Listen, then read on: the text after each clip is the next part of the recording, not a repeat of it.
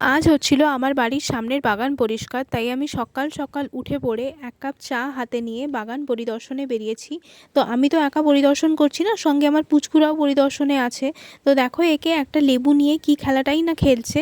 তো এখানে আমার বাবাও হাত লাগিয়েছে, বিকজ ওই দাদাটা একা করছে, কারণ যতই মানুষকে পয়সা দেওয়া হোক না কেন, তাও ঠিক আছে, তাই জন্য আমার বাবাও মানে কাজে হাত লাগিয়েছে, আর এদিকে ওই দাদাটা কাজ করছে। আর এখানে দেখো, এরা তো এদের আলাদাই লেভেল, এরা রোদ পোয়াচ্ছে। আমার কালু আর আমার লালু দুজনে রোদ পোয়াচ্ছে।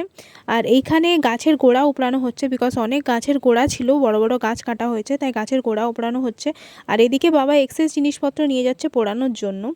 তো তারপরে আজকে এইটুকুই বাগানটা পরিষ্কার করা গেছে, আবার এখন কাজ হবে, কাল আছে, পরশু আছে, এখনও আরও কন্টিনিউ কাজ হবে যতদিন না পরিষ্কার হচ্ছে।